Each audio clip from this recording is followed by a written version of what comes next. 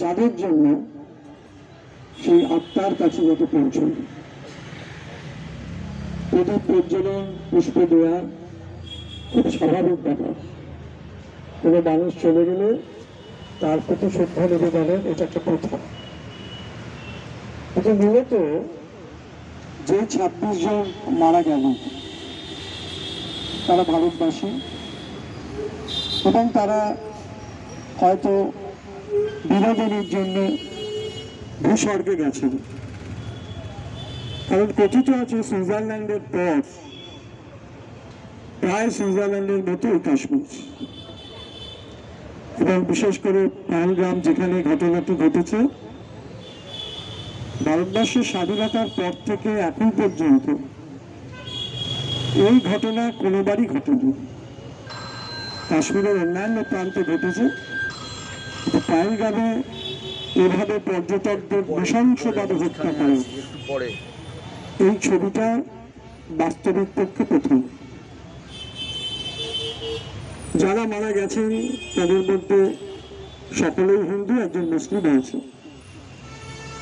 সেই মুসলিম ভদ্রলোক যিনি ঘোড়ায় চড়িয়ে পর্যটকদের সহযোগিতা করতেন, তিনি তার পর্যটকদের বাঁচাতে গিয়ে যে 5 জন জঙ্গি তাদের AK-47 কেড়ে নিতে গিয়ে তাকে সেই AK-47 ঝাঁঝরা হতে হয়। সবুজ সুন্দর পাহাড়, জল, সেই রকম একটা সুদৃশ্য জায়গায় শুধু রক্তের ছোপ পড়ে আছে।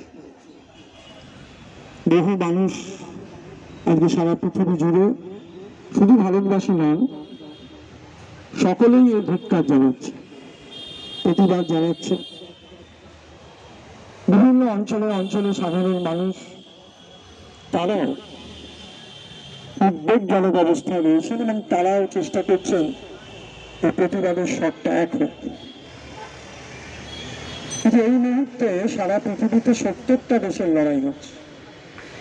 প্রতিদিন টেলিভিশন দেখলেই দেখবেন কত মানুষের প্রাণ যাচ্ছে। শুধু মুসলিম বলে নয়, হিন্দু বলে নয়, সমগ্র জাতির মধ্যে জাতির লড়াই চলছে। মুসলমানের লড়াই চলছে, খ্রিস্টানদের সঙ্গে লড়াই চলছে বিভিন্ন প্রদেশে।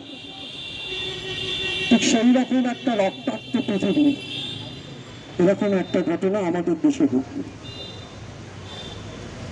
তবে আমার মনে হয় যে কোনো জঙ্গি কোনো একটা দেশের যদি মানুষকে বর্বরোচিত হত্যা করার চেষ্টা করে, তার সঙ্গে সেই দেশের লোকও যুক্ত থাকে। এই যে কজন জঙ্গি এই ঘটনার জন্য চিহ্নিত হয়েছে, তার মধ্যে 2-1 জন ভারতীয় আছে। তার কারণ যদি ইতিহাসটি ঘাটেন, ভারতবর্ষে কয়েক বছরে যতগুলো ঘটনা ঘটেছে, পার্লামেন্টে সেখানে জঙ্গি হাঙ্গামা হয়েছে, সবটার পেছনেই কোনো না কোনো ঘাতকের মধ্যে ভারতীয়রা আছে। তাই সেই কারণে প্রথম দেখতে হবে যে ভারতবর্ষের মধ্যে যারা ভারতীয়দের মারতে বিদেশিদের হাত শক্ত করছে, তাদের কেন ধরা হচ্ছে না? আপনারা গতকাল টেলিভিশনে দেখেছেন কিছু মানুষ পাকিস্তানের পতাকা পোড়াচ্ছে, পাকিস্তানের পতাকার উপর দিয়ে হেঁটে যাচ্ছে, আবার কিছু মানুষ তার বিরোধিতা করছে। তারা আদতে ভারতীয় কি পাকিস্তানি সে সম্পর্কে সম্যক ধারণা অনেকের নেই, কিন্তু এরকম ঘটনা ঘটছে। তাই আমরা মনে করি সমস্ত ভারতবাসী হিসেবে আমাদের মধ্যে প্রথম যেটা প্রয়োজন, জাতীয়তাবোধ। ভারতবর্ষ আমার দেশ, সেই দেশের মানুষরা আমার প্রিয়জন, সেই ভাবনাটা আমাদের মধ্যে নেই। যে কারণে এই যে মোমবাতি জ্বলছে, ফোন দেওয়া হচ্ছে, 26টা ছবি রয়েছে, আর কয়েকদিন পরে এগুলো বন্ধ হয়ে যাবে।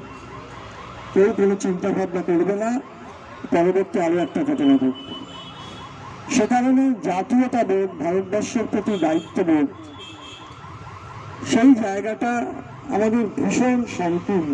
যখন এত হাজার কোটি টাকা বাজেট হয় প্রতিরক্ষা দপ্তরে, ইন্টেলিজেন্স দপ্তরে, সেখানে তারা কেউ জানতে পারছে না কে কাকে খুন করতে আসছে বা কেন আসছে।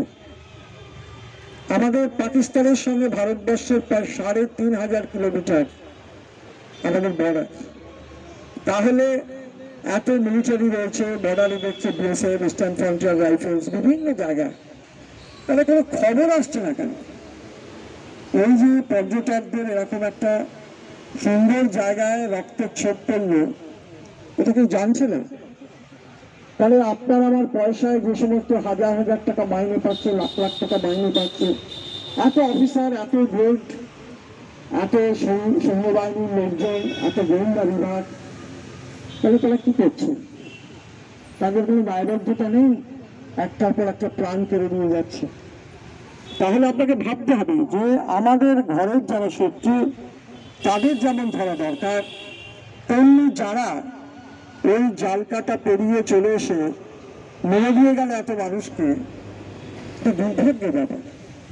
এবং তারা এখন কাশ্মীরের জঙ্গলের মধ্যে রয়েছে, সৈন্যবাহিনী বলছে তারা বর্ডার পেরোতে পারে না। কিন্তু আজকে এতদিন হয়ে গেল, একটাও জঙ্গি কিন্তু ধরা পড়েনি। ড্রোন চালিয়েছে, হেলিকপ্টার ঘুরছে, কিন্তু এখনো পর্যন্ত তাদের বডি মৃত অথবা জীবন্ত অবস্থা পাওয়া যায়নি। তাহলে আমার দেশের সিকিউরিটি কি? আগামী দিন 56 জন যাবে, আরেকদিন হয়তো 2056 চলে যাবে। সেই রকম একটা পরিস্থিতি সারা ভারতবর্ষ জুড়ে।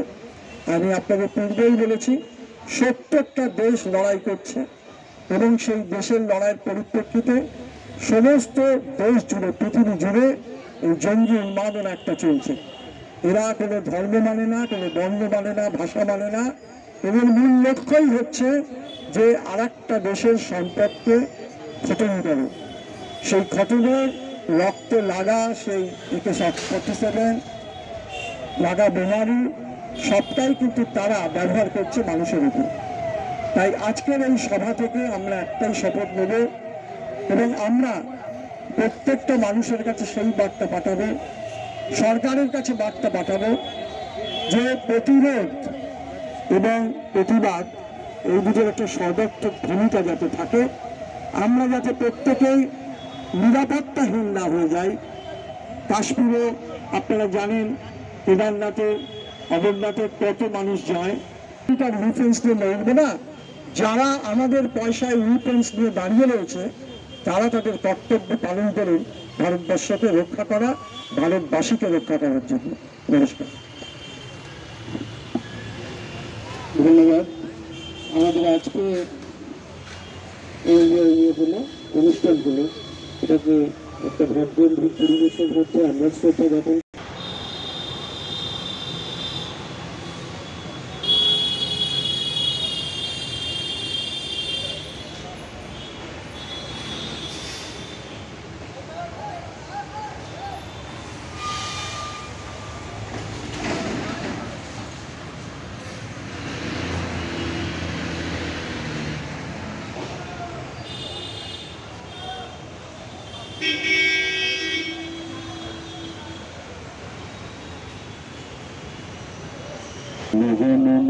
অধিনায়ক জয় হে ভারত ভাগ্য বিধাতা, পঞ্জাব সিন্ধু গুজরাট মারাঠা দ্রাবিড় উৎকল বঙ্গ, বিন্দু হিমাচল যমুনা গঙ্গা উচ্ছল জলতরঙ্গ, তব শুভ নামে জাগে, তব শুভ আশিস মাগে, গাহে তব জয় গাথা, জনগণ মঙ্গলদায়ক জয় হে ভারত ভাগ্য বিধাতা, জয় হে জয় হে জয় হে জয় জয় জয় জয় হে। এটা অনুরোধ করে রাখলাম। আসুন ফুল দিন, পুষ্প প্রদান করে শ্রদ্ধা জ্ঞাপন করুন। করে আমরা এবার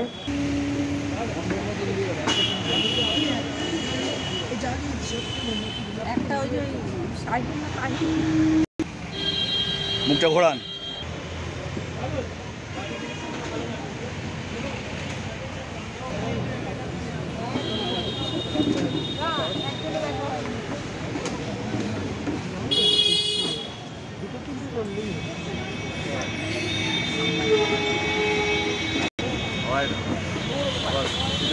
না মায়ের Wow.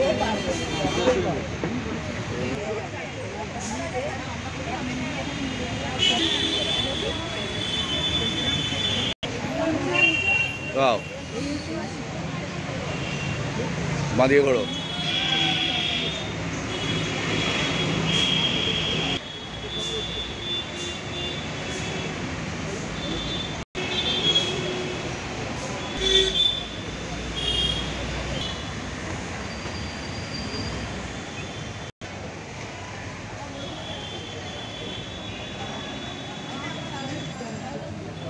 আমি পজিশন নিন আগে।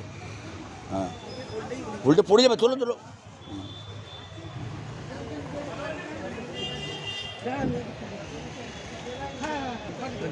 হয়ে গেছে।